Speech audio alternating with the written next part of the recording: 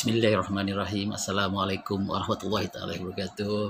Syukur alhamdulillah ya kita dapat bertemu hari ini dalam slot BBCA bicara bersama Cikgu Abdullah ya. Ya, saya Cikgu Abdullah Mukti.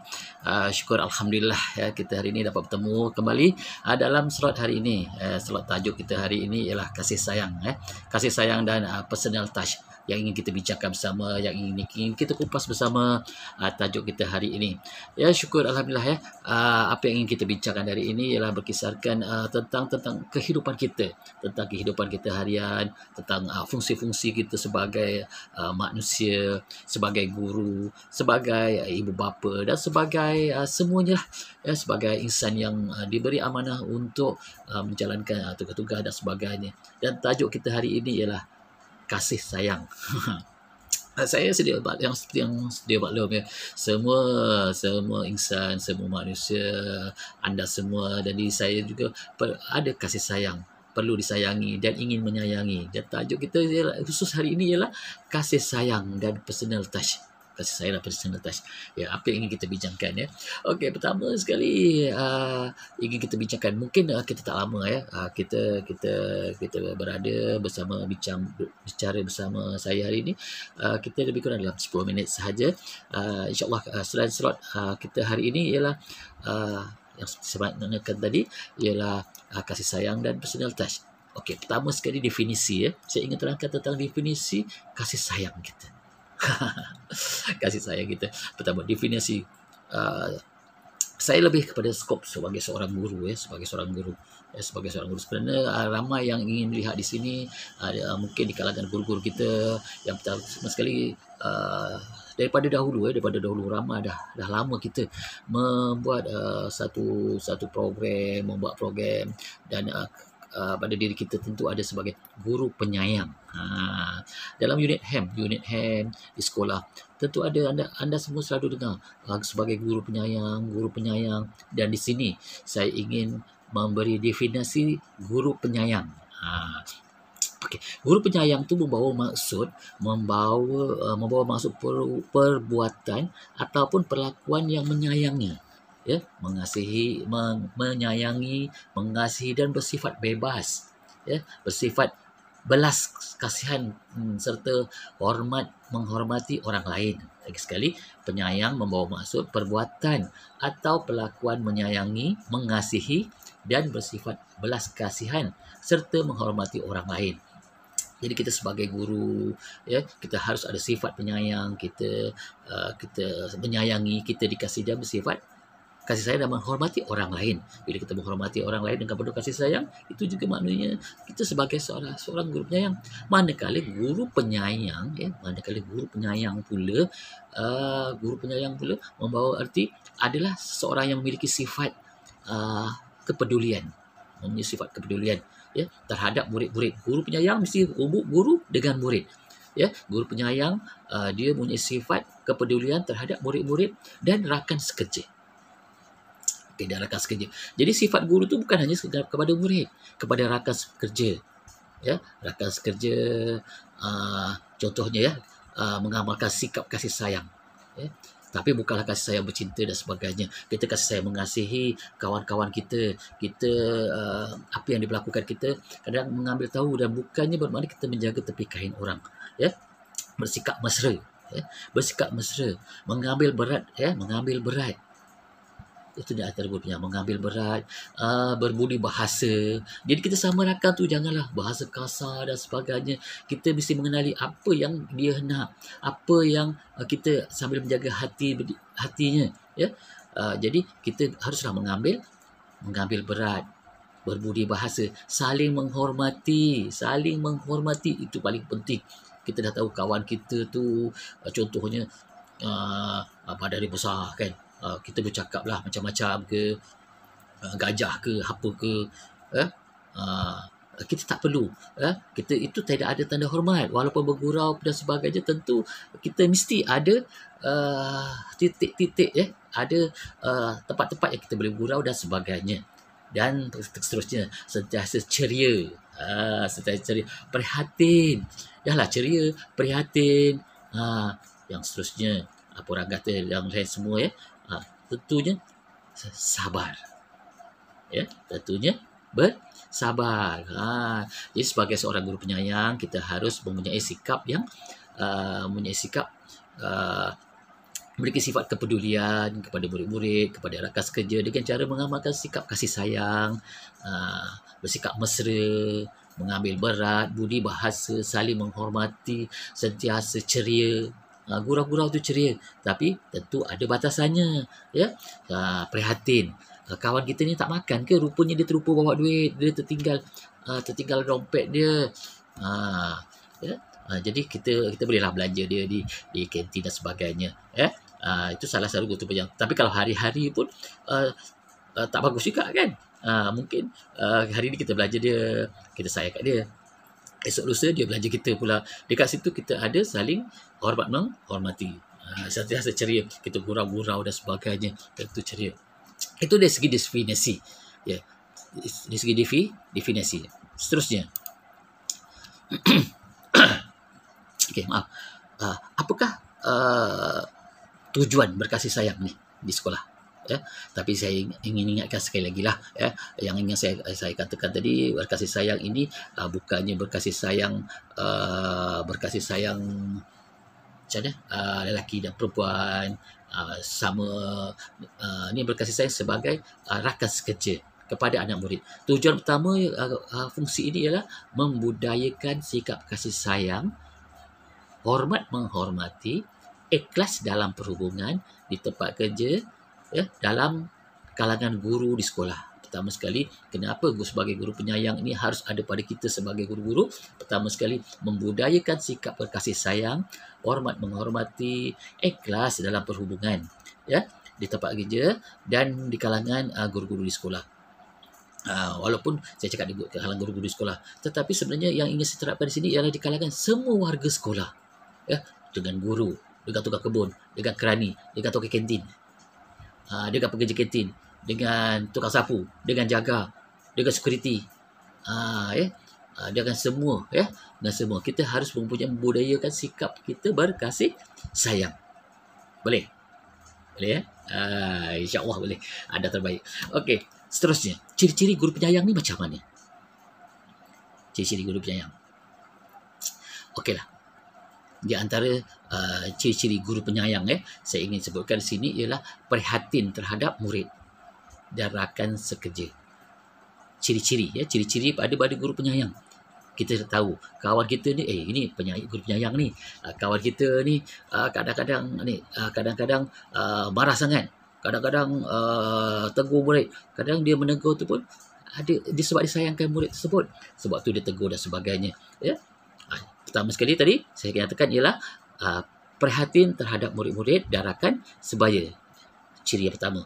Ciri kedua, mengambil berat kebajikan dan keperluan rakan sekerja.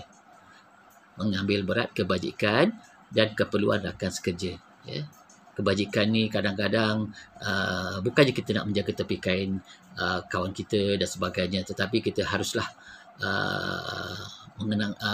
memahami jugalah arti mengambil berat tentang kebajikan kawan-kawan kita. Adakah kawan kita ni apa yang perlulah contohnya, macam-macam contoh. Adakah dia ada konflik bersama suami, adakah dia ada konflik bersama isteri, adakah dia ada masalah anak belajar, adakah dia ada masalah kesihatan dan sebagainya. Kita perlulah mengurangkan kalau kita tidak boleh tolong dari segi kewangan dan sebagainya, tapi kita menurunkan emosi dia. Yang ketiganya, berinteraksi dengan mesra. Berinteraksi dengan mesra. Bukan mesra yang lain-lain lah. Mesra ni macam cara bercakap, cara ni berinteraksi dengan mesra, ceria dan mudah tersenyum. Macam saya lah, kadang-kadang saya senyum, tapi kadang-kadang ada kalanya kita sebagai manusia biasa, mood pun hari ni mood tak bagus. Kita mungkin ada masanya juga tak boleh nak senyum ni. Kan. Tapi hari ini jadi saya mengingatkan diri saya dan juga kawan-kawan dan juga siapa yang para pendengar semua ini uh, berinteraksilah dengan mesra, dengan mudah dan untuk senyum. Wahimah kita bukan guru, kita sebagai ibu bapa, kita menegur anak kita. Ya, kita menegur anak kita. Jangan asyik marah aja. Asyik marah aja. Tak boleh. Ya, kita mesti tegur dengan penuh kasih sayang. Kita tegur dengan kemesraan. Ya. Tapi kalau hari-hari tegur anak lembut je pun, anak pun naik angin tu kadang-kadang, naik kepala. Jadi pun kadang-kadang kita tahulah menyesuaikan diri mana yang terbaik untuk keluarga kita, untuk anak-anak murid kita, yang pastinya tugas-tugas kita sebagai guru dan sebagainya, sebagai guru penyayang, sebagai keluarga penyayang, sebagai ayah penyayang, sebagai ibu penyayang dan sebagai anak penyayang juga, ya, menyayangi di kalangan kita semua. Okey, seterusnya yang ketiga, yang keempat, sentiasa memberi penghargaan. Beri hadiah, memberi penghargaan, perangsang dan memotivasikan kepada murid dan juga rakan sekerja. Sentiasa memberi penghargaan. Bukan bermakna memberi penghargaan kita beli hadiah untuk hari jadi, kita beli hadiah besar, kita tidak mampu. Hadiah yang paling mudah sekali kita hadiahkanlah senyuman. Okey. Okey, hadiah ya. Ada. Tapi janganlah hadiah senyum je. Senyum tak boleh buat makan kan. Jadi kita hadiahkanlah dia memberi penghargaan sebagai ucapan, ya. Cantik baju hari ni. Hari ni handsome nampak berjalan ke sekolah ni. Hari ni kadang-kadang saya bergurau dengan anak saya. Hari ni nampak lebih ayu, lebih menawan. Itu salah satu penghargaan, pujian. Anak kita masak, anak kita masak, sedapnya masakan hari ni. Inilah ayah beli makan di mana-mana, tak ada yang paling sedap sesedap ini. Yang jaga rakan sekerja pula, cantik tulisan cikgu, ya. Itu salah satu penghargaan. Bukan perli. Sudah jawab, perli ke? Macam ini pun kata cantik. Betul, cantik. Inilah tulisan yang paling cantik saya pernah jumpa. Itu di antara sedikit-sedikit banyaklah. Tetapi kita juga lihatlah pada keadaan, ya, lagi pada keadaan dan situasi yang tertentu. Bagaimana ciri-ciri? Ada 4 ciri-ciri pertama tadi, prihatin terhadap murid. Jadi kita pada murid dan juga rakan sekerja, mengambil berat, dia prihatin, mengambil berat, berinteraksi, sentiasa memberi penghargaan. Itu 4 di antara ciri-ciri yang utama sebagai guru penyayang. Seterusnya, apa yang ingin bincangkan, ya mungkin slot hari ini BBCA bicara bersama Cikgu Abdullah kita lebih kurang dalam 10 minit sahaja, dan tajuk kita kasih sayang, personal touch, ya. Kita harus ada personal touch. Macam mana kita nak handle sesuatu situasi supaya kita lebih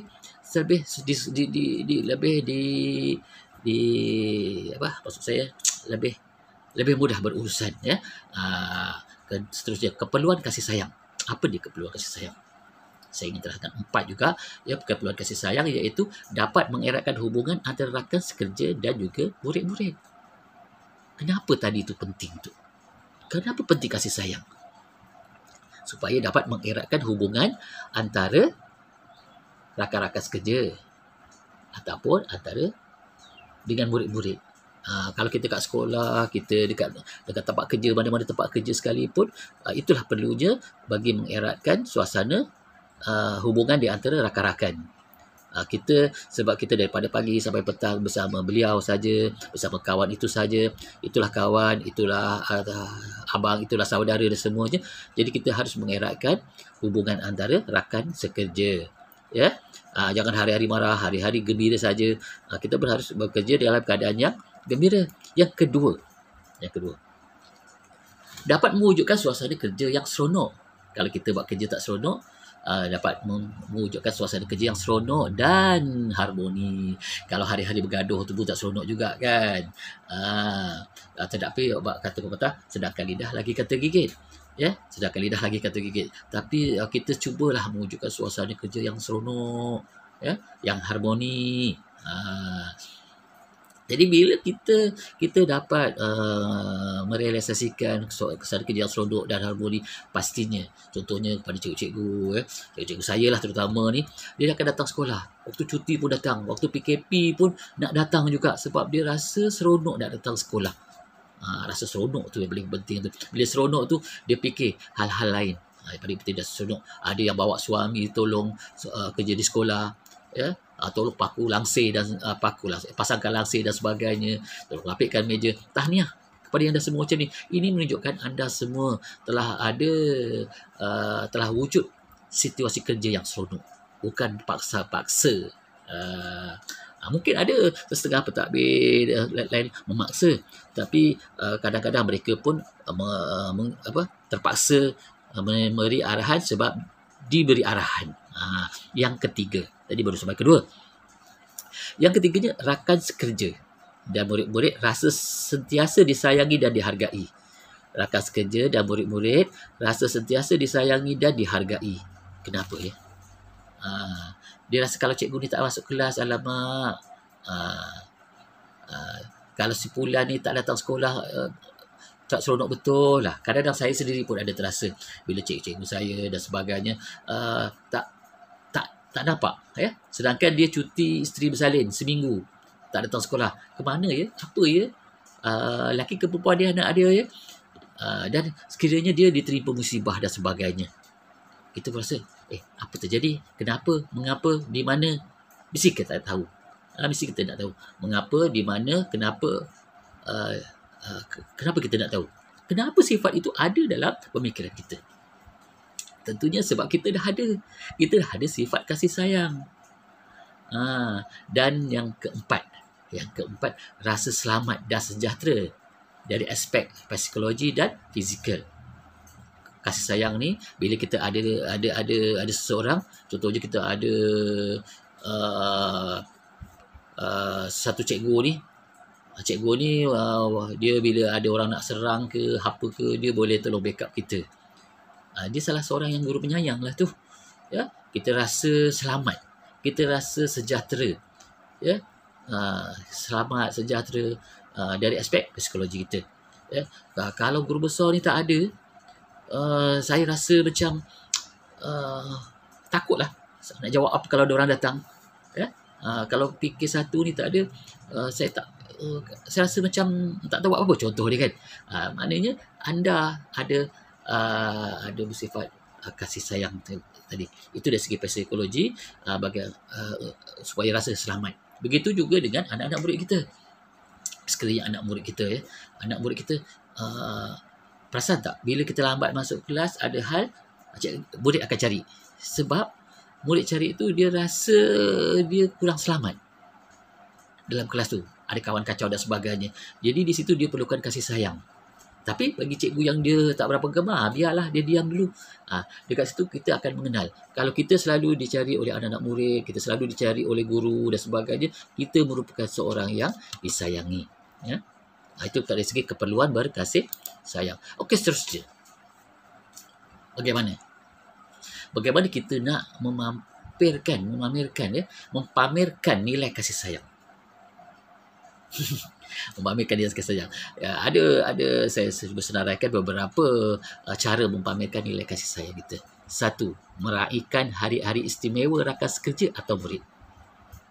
Unit hand, sambut hari jadi cikgu, nampak hari jadi anak-anak murid, dia terus umumkan hari selamat kita, mari kita sama-sama menyanyikan lagu selamat hari jadi kepada si Fulan.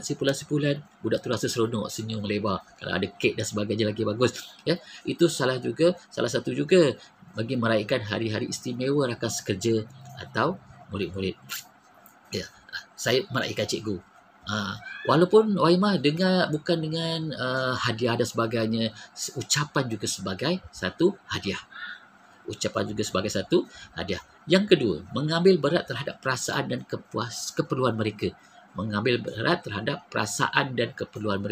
Kawan sedang bersedih, ya. Mak dia meninggal. Kita janganlah pula buat gurau-gurau yang over sangat. Ya. Maksudnya kita harus memahami perasaan, mengambil berat terhadap perasaan dia. Dan keperluan mereka. kadang-kadang dia ni sedang diterima musibah dan sebagainya, dan kita haruslah menunjukkan simpati dan empati kita terhadapnya. Yang ketiga, memberi sokongan, ya, memberi sokongan dan berada di samping di saat mereka memerlukan. Kawan kita pergi hospital, masuk ward di hospital, kadang-kadang kita melawat dan sebagainya. Itu juga salah satu memamerkan nilai-nilai kasih sayang kita. Anak murid kita di dalam hospital, masuk hospital sakit, kemudian kita telefon, kita buat video call walaupun kita tak boleh jumpa. Itu salah satu untuk memberi sokongan, dengan berada di samping di saat-saat mereka memerlukan. Ya, kawan kita nak kena operation, kalau kita nak kena operation dan sebagainya. Jadi kita beri sokongan, sabar, kami sentiasa doakan. Itu di antara nilai-nilai kasih sayang juga. Okey. Yang keempat, yang keempat dia memberi penghargaan, memberi penghargaan, motivasi dan ganjaran secara ikhlas. Memberi penghargaan, memberi penghargaan tu tidak semestinya dari segi bagi hadiah, bagi sijil, ucapan juga memberi penghargaan nama dia. Kita bagi ucapan bukan memadai. Sekurang-kurangnya kita memberi ucapan. Kita buat tanda kat WhatsApp tu gambar good. Penghargaan lah tu.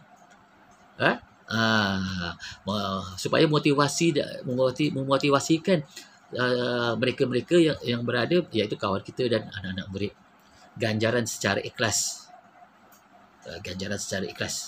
Okay. Yang kelimanya, saling memahami, bekerjasama, bertimbang rasa dalam perhubungan dan tugas. Ini amat saya terapkanlah, ya. Kenapa saling memahami? Contohnya lah, kita sedang melaksanakan sesuatu tugas.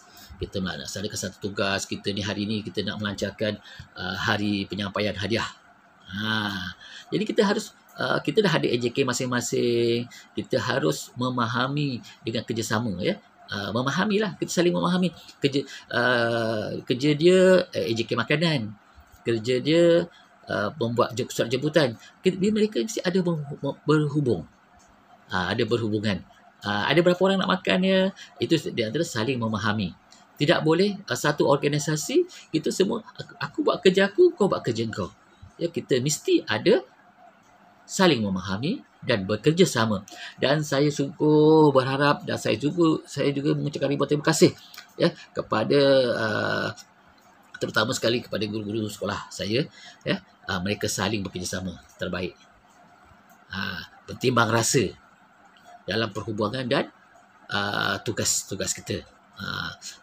Kalau mungkin ada satu dua yang tercicir, yang tidak menepati cita rasa, cubalah kita sama-sama merubahkan diri kita supaya kita menjadi yang lebih terbaik, supaya kita memahami, biar kita memahami kerja orang, dan orang pun akan memahami kerja kita memahami kerja orang.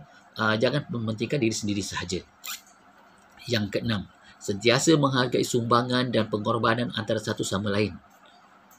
Contoh dia, dia ni tak ada anak kecil, dia ni ada anak kecil, dia beli pengorbanan di sekolah ke sebagainya, ada buat perkhemahan, dia tolong tidur malam sebab anak dia tak ada anak kecil.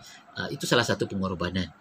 Selain daripada pengorbanan dari segi keuangan, anak kita, ramailah cikgu-cikgu kita dan boleh katakan kebanyakan warga pendidik, ya, nampak anak murid kita di kantin tak beli makanan, walaupun kadang-kadang dia bising dan sebagainya, dia kadang hati dia tetap murni, ya. Tahniah semua, hati tetap boleh bagi belanja, belikan makanan dan sebagainya. Murid tertinggal luang, murid tak ada bawa pensel. Sebagai ibu, dia bersayang pada anak murid dia, ya, sebagai anak-anak dia belikan macam-macam lah, ya. Itu di antara kita harus memahami kerjasama dan bertimbang rasa dalam perhubungan dan tugas. Ya, sentiasa menghargai sumbangan, pengorbanan antara satu sama lain. Yang keenam tadi, sentiasa menghargai sumbangan dan pengorbanan antara satu sama lain. Sumbangan tu, dia tadi tu bukan kelas kita yang sebab kita lambat, sebab guru besar panggil, kan? Sebab pengetua panggil, kita lambat masuk, kawan kita tadi dah tolong ada sumbangkan masa dia untuk jaga tempat kita dan sebagainya. Itu di antara kerjasama, ya. Dan yang ketujuh, ya, memamerkan sifat simpati dan empati terhadap rakan setugas yang ditimbul masalah. Pada keseluruhannya, rata-rata mereka ini yang dinamakan manusia yang bersifat timbul rasa, ada sifat simpati dan empati kita.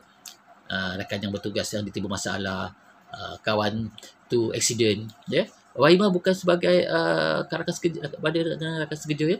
Kawan tu accident, terlanggar kereta mana-mana, kita kawan macam mana ya, aku tengok kejap ya, macam mana keadaan dia apa semua. Kita semua ada sifat ingin tolong menolong, ya. Itulah dinamakan nilai kasih sayang. Dan seterusnya, nilai kasih sayang ni sebenarnya yang tadi saya jelaskan ialah personal touch, sifat dari dalaman kita, daripada naluri kita, sifat kemanusiaan kita. Dan saya ingin bacakan sedikit tentang hadis riwayat dari Bukhari hadis riwayat Bukhari Muslim. Barang siapa, ya sikit, ya, hadis daripada riwayat Bukhari Muslim. Barang siapa yang mengambil berat terhadap keperluan saudaranya, ya, barang siapa yang mengambil berat terhadap keperluan saudaranya, maka Allah akan mengambil seseorang Muslim terhadap keperluannya. Maka Allah akan mengambil seseorang Muslim terhadap keperluannya. Dan barang siapa yang melepaskan seseorang Muslim dari kesusahan, nascaya Allah akan melepaskannya daripada sesuatu kesusahan dan kesusahan-kesusahan di akhirat. Barang siapa yang menutup aib seseorang Muslim, nascaya Allah akan menutup keaiban di hari kiamat. Jadi kita bantu, kita ambil berat tentang orang lain, ya, tentang keperluan orang lain, dan kita insya-Allah akan dipermudahkan urusan kita, ya. Jadi dan pahala-pahala ini insya-Allah, ya, dengan keberkatannya insya-Allah kita akan diberi hikmahnya nanti, ya. Itu di antara riwayat hadis riwayat Bukhari Muslim, ya. Okey. Apa dia kebaikan? Tadi kita tentang personal touch daripada dalaman kita, ya, kasih sayang dan personal touch. Saya ingin sentuh hari ini. Daripada kasih sayang tadi, hari ini personal touch daripada naluri kita. Kebaikan personal touch kita, ya. Personal touch daripada naluri kita seorang baik, ya. Menyemarakkan kasih sayang sesama insan. Kita ada dari hati naluri kita yang baik ni, kita mesti ada menyemarakkan kasih sayang sesama insan. Kita kesiannya dia, kita tolong, ya. Musim PKP ni, mungkin dia tak ada makanan. Ramai dalam musim PKP ni, PKPB, PKPD ni kan, ramai orang ada personal touch. Orang tu kehilangan pekerjaan, dia bagi sumbangan dan sebagainya. Itu maknanya ada sifat-sifat kasih sayang di dalam sesama insan. Seterusnya, meningkatkan pengaruh dan populariti yang positif. Bila kita buat kerja baik, kita buat perkara baik, sebenarnya ialah meningkatkan pengaruh, ya. Kita ada pengaruh untuk meningkatkan populariti kepada siap positif. Kita menderma, ya. Kadang-kadang orang kata menderma jangan nak tunjuk, nanti takut riak dan sebagainya. Tetapi kadang-kadang menderma ini juga satu perkara yang positif, supaya orang lain akan follow dan sebagainya. Yang ketiganya, mengeratkan persahabatan persaudaraan. Kawan tu susah dan sebagainya, ya. Kawan tu susah. Jadi bila kita ada personal touch kita, jadi nilai-nilai mengeratkan lagi persahabatan dan persaudaraan, ya. Okey, yang keempatnya, menggerakkan perubahan tingkah laku. Tadi anak murid kita tu tak ada pensel nak buat kerja, kita berbagilah, belikan pensel dan sebagainya. Jadi dia ada perubahan. Kawan kita tu monyok je, nak makan tak ada beras dan semua, dekat rumah mak bapak dia, dah hati rusing, ada semua berserabut dan sebagainya. Tapi bila ini ada, ya, kita ada personal touch, kita ada sifat naluri kita pun mendoakan yang terbaik untuk mereka semua, pastinya akan menggerakkan perubahan tingkah laku. Anda yakin? Dan saya yakin. Yang kelima, ya, meningkatkan kemahiran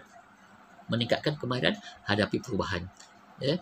Bila kita saling menasihati, ya.